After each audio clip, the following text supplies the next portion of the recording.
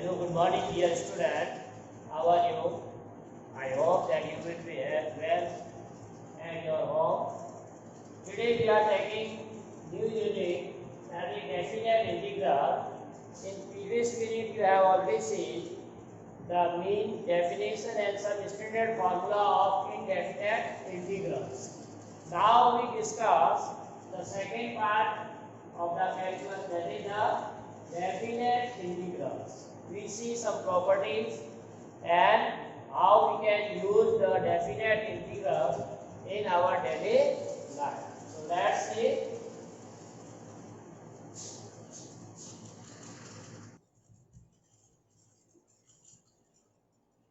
So now indefinite we have seen. So definite integral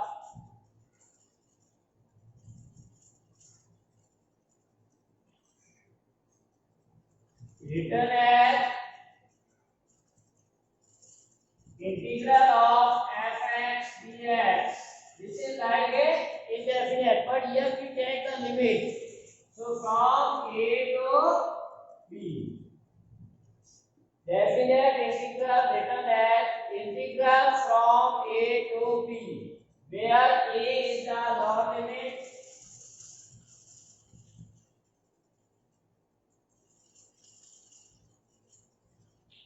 and b is the upper limit.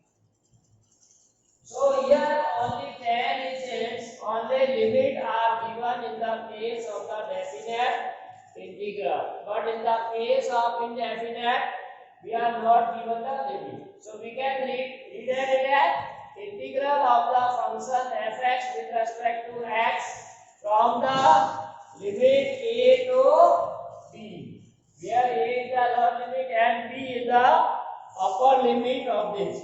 Now there are two ways for solving this indefinite. Here in our syllabus we can have two means of this. First we can say definite integral as a limit of sum. First one is as limit of a sum. We have to calculate indefinite integral as a limit of sum. Second, we can say it is any derivative fx with fb minus fp.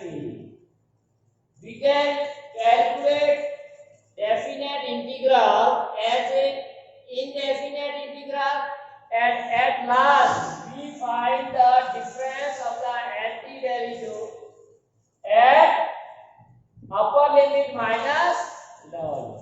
This definite integral can be also calculated as a indefinite integral without limit, and last answer if you are getting an indefinite, that can be find the antiderivative at upper limit minus antiderivative at lower limit. So here definite integral we use in two terms.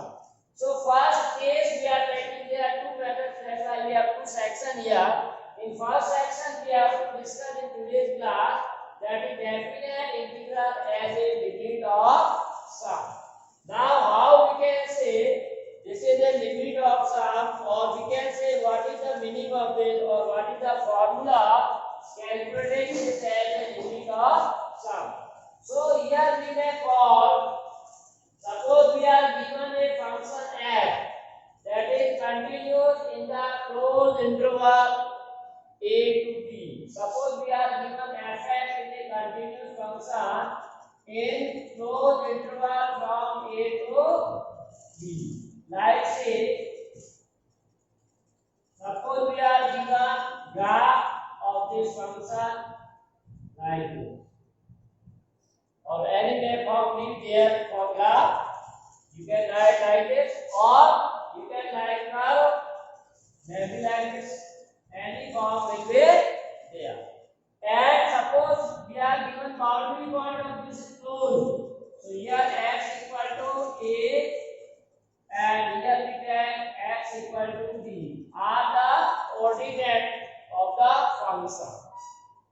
x equal to a and x equal to b. And this is the function y equal to fx. So now what say definite integral if you define in terms of limit of sum. It is the area of the function. It is the area of the function or area bounded by the curve y equal to fx. Area covered by the curve y equal to fx between ordinate a, b and x axis. So this is area enclosed by the curve and two ordinate and x axis that represent as the definite integral. So here meaning of this area of, if you are given the name of this figure as PQR, this is PQRS. So what is area? Area of region PQRS is denoted by integral of a to b fx dx.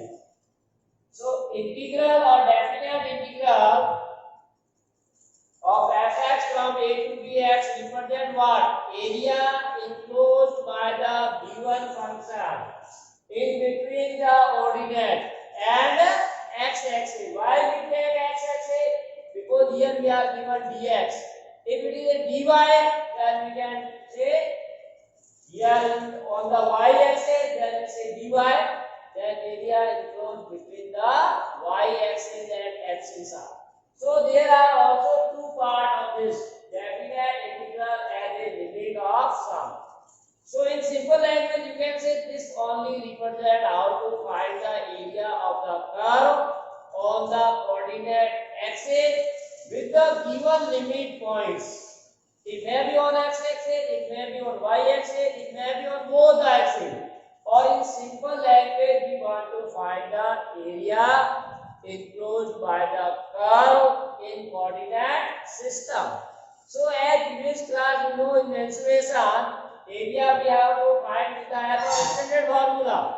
But here in the starting of this calculus, we have already said, because there is no specific geometric figure of the curve. That's why to find the area we need the integration.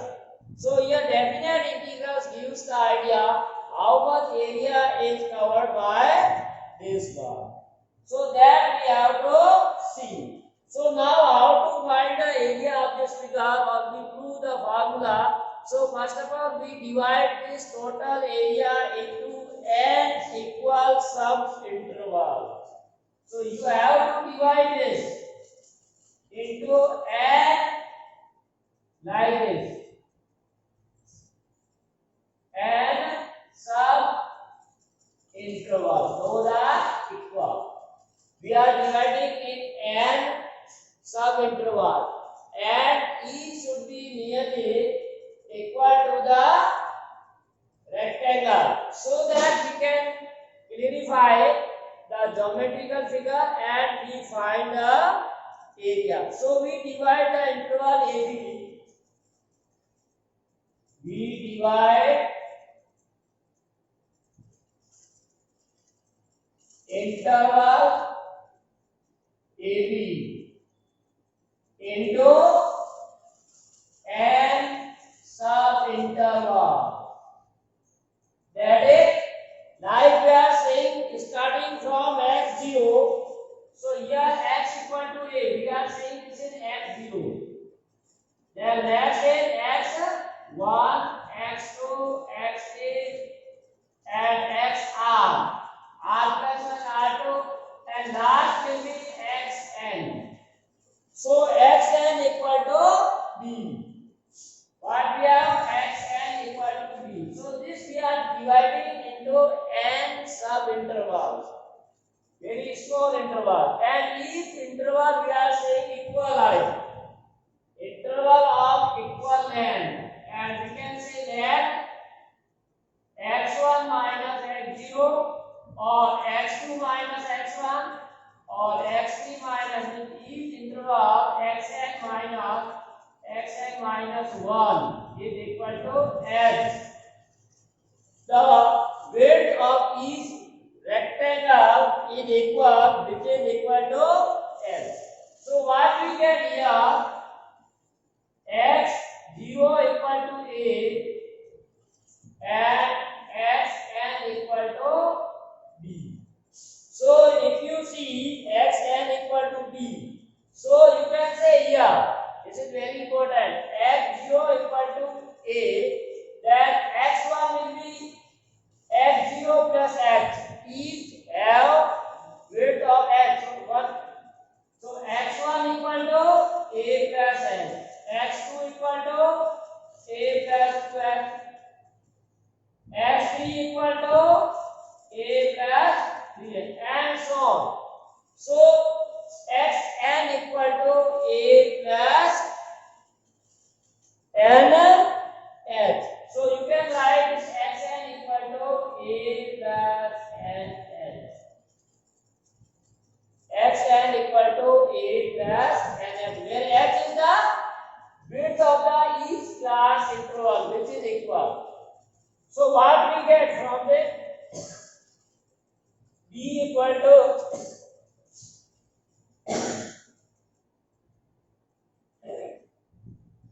b equal to a plus nh. So h equal to b minus a by h equal to b minus a upon n, or you may write like this also. In some textbooks you find n equal to b minus a by h. So this is very important, what the relationship between the n and h, where n is the number of intervals. This is very important. N means how many interval we have divided. This total region we are dividing into n sub-intervals. H means width of the or class width of the each interval. So if you see, if n tends to infinity, if we are dividing in so many sub-intervals or infinity intervals, then h tends to 0. Or vice versa, if the width of this interval is very small, nearly 0, then n goes to infinity. Now why we take? Because you can say here these are exactly not rectangle. Why? Because the length of two opposite sides are not equal. Here curve part on this side. So suppose you can consider this and this. If you are taking like if s is larger than this, then this is not a rectangle, because this curve part is one side of the rectangle is curved, so it is not a rectangle. So we make very small.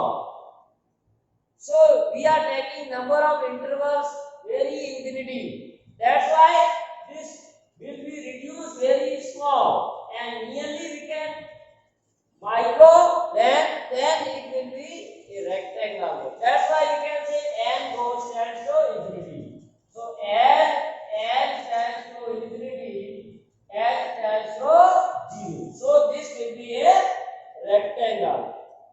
So you can write here as n tends to infinity, n s tends to 0. Now here say we have considered rectangle. Suppose any in between this, suppose this is a, b. Here say this picture like this. Here a, b, c, d. This is c. This is d. And this is F, M. Now if you magnify this, suppose we are magnifying this figure for clearly, like this we are given this, and we are taking rectangle this. One side, this is A, this is B, this is C and D. So this is not exactly rectangle. So we try to make rectangle, then there will be two type of. Suppose you draw here perpendicular, then ABLC. This is the rectangle. And if you draw the perpendicular from this side, then you get this rectangle. And so we have this type. So the actual figure is between these two rectangles. So area of this actual will be larger than this, but smaller than this. Means area of the figure ABDC is greater than area of the rectangle ABLC and less than area of rectangle ABDF. So this is we are given, and we have to magnify here that is. All the two portion we are writing here. Clear? So our target to find is, but if this difference is less when n is goes to infinity. If you are making very steeper this portion, then both rectangle try to make equal, or this area is also equal. We get that. That's why we take n sub intervals, or n goes to infinity. So you may write this as, here are two rectangle, area of the rectangle ABCL.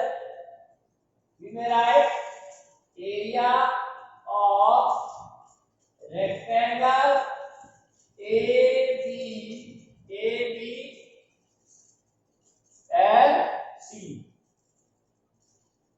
is less than area of region. Which region? ABDC. ABDC. And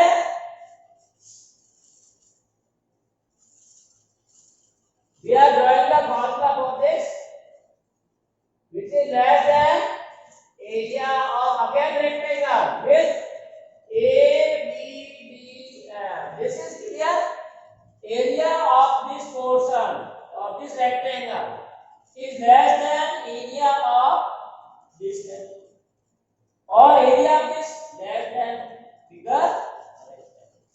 So this order we have to confirm. Now you know that area of a rectangle is length into breadth. Area of the length into breadth. So for each rectangle, this breadth is a constant, that is h. So you can say area of the rectangle, that will be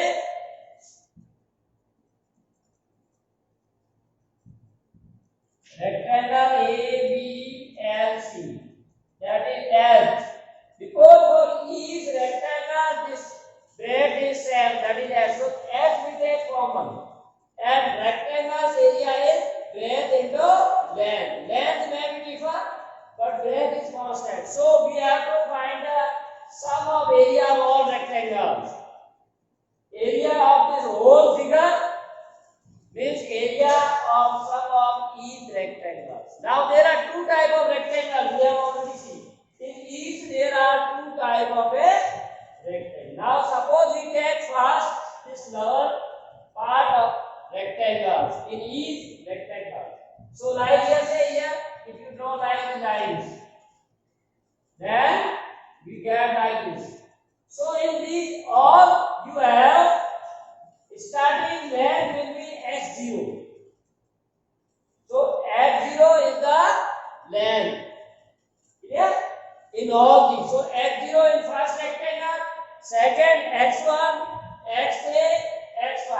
Now this is the value of x, but we need the value of y. So if you put here x0, then y is here. x1, y is here. x0 corresponding f x0. x1 corresponding f x1. So what we get? Breadth into length for first rectangle, for second rectangle, for third, and so on. And last will be, see now here, last rectangle length will be this, not this. So that is x n minus 1. Clear? So we have f of x n minus 1. So this is the area of the rectangle, or the rectangle you can see, or small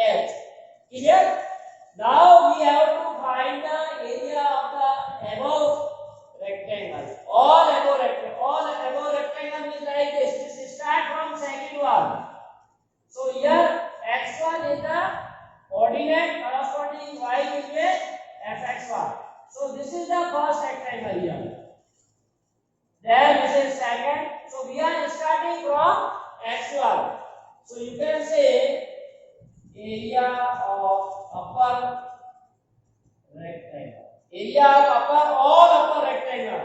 So here also the width of each rectangle is same, that is h. Only we are changing the length. So this is the first rectangle. Here for first rectangle length is fx1. So we are starting from fx1. So h into fx1 plus fx2 plus fx, and last rectangle will be this, because we are taking our one, above one.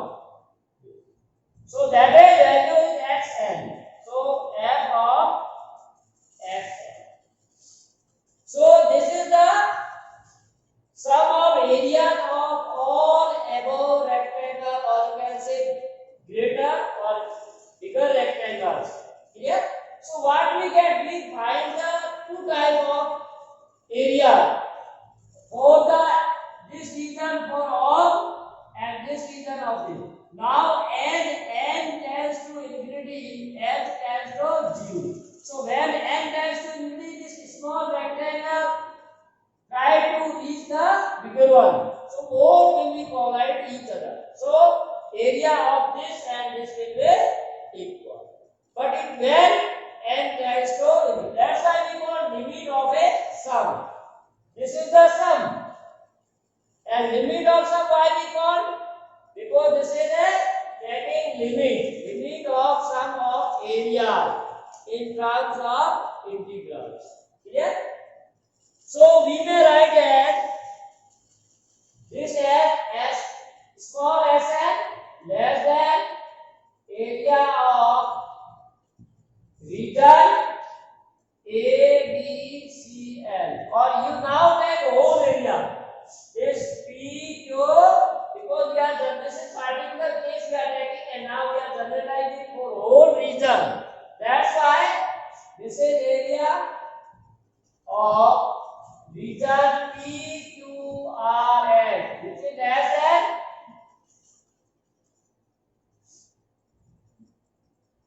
capital Sn. This is small sn. Small sn is this value. Capital Sn, this value. With sum of all our rectangles, small sn. Sum of all above rectangles, capital Sn. So these series will be there. Now, if this area Sn is nearly equal to Sn, it will be also equal to this. Okay? So all will be equal if n tends to infinity. Means there is no difference. When n tends to infinity, then h tends to 0. Means this length is 0. This length is 0 means this length equal to all three. That's why we call this is the definite integral as a limit of sum. Here we n tends to 0 means this is the limit of what? Sum of area of a rectangle. Clear? So now you can say this equal to represent as, therefore when n tends to infinity, then we take a limit n tends to infinity small sn, that is equal to area of limit n tends to infinity capital Sn. Small sn equal to capital N equal to what? Area of the region this. Because this equal to this, it means that is also equal. Clear? We are written double here. Sn area of the region equal. So if Sn equal to capital Sn, then it is also equal. So area of the region PQRS, and PQRS means this is our definition of the definite integral, which is equal to A to B f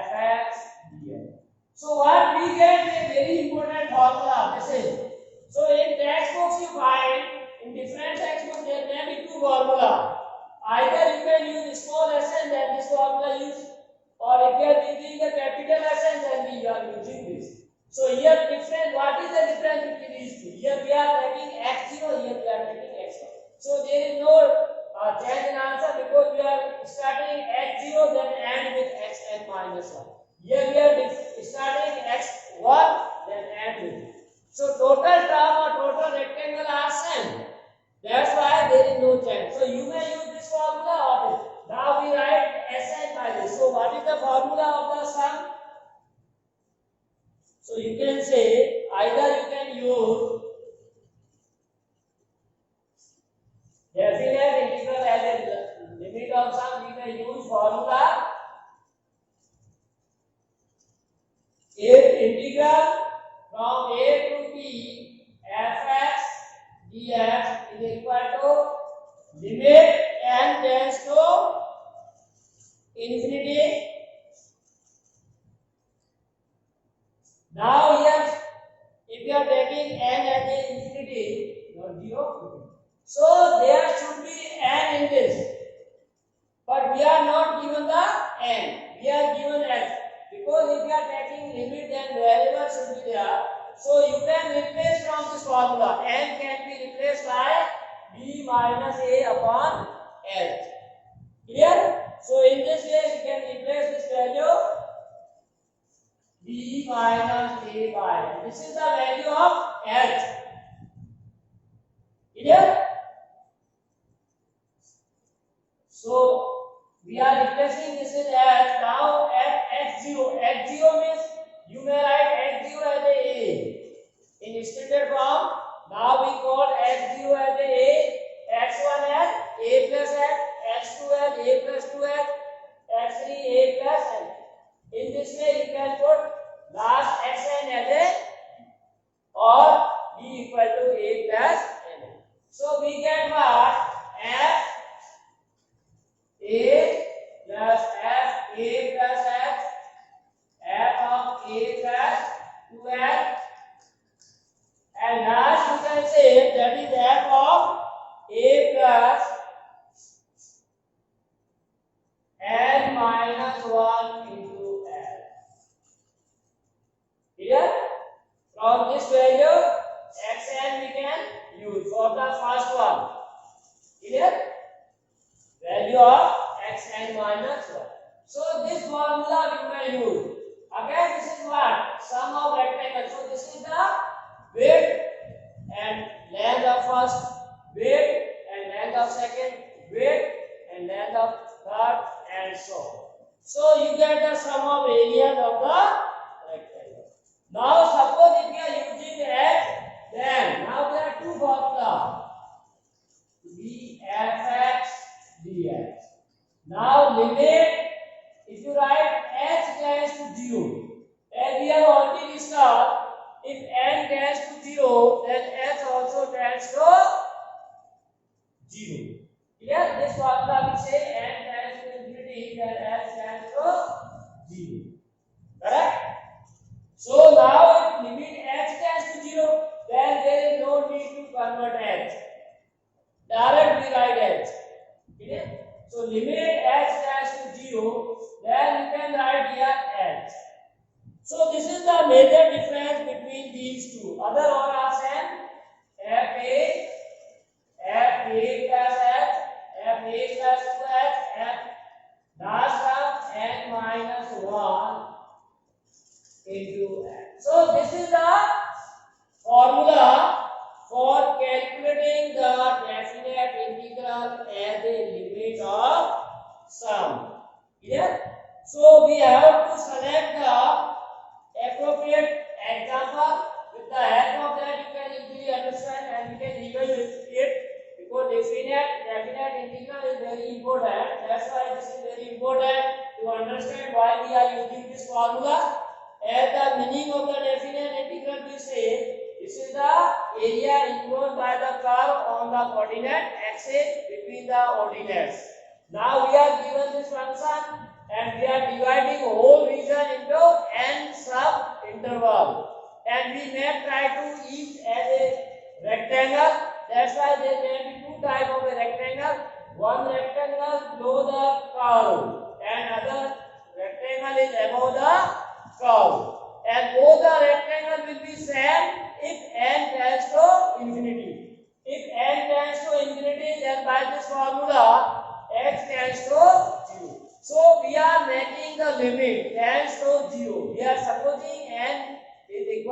infinity, then h will be 0. That's why we can consider as a limit, and we give its name as a limit of sum.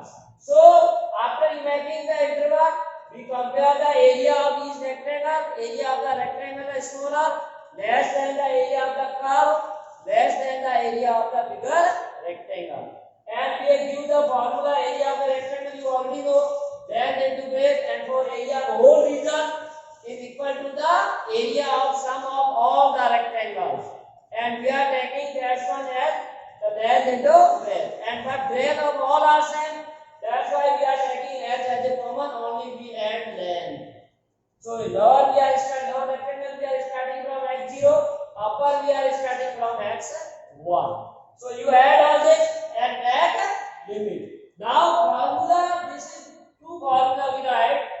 A to b fx dx can be solved as limit x tends to infinity b minus a by n. Here n is given into fa plus fa plus f, fa plus 2h, and fa plus n minus 1 equals. This is the formula one may be used or other may be used.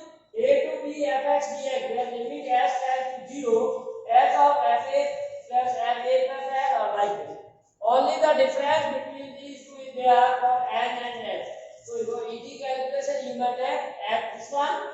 So this is all about it, and on later video we have to see some example. With the help of example we can apply this formula. So this is all for today's video, and to be continued for the next, and thanks for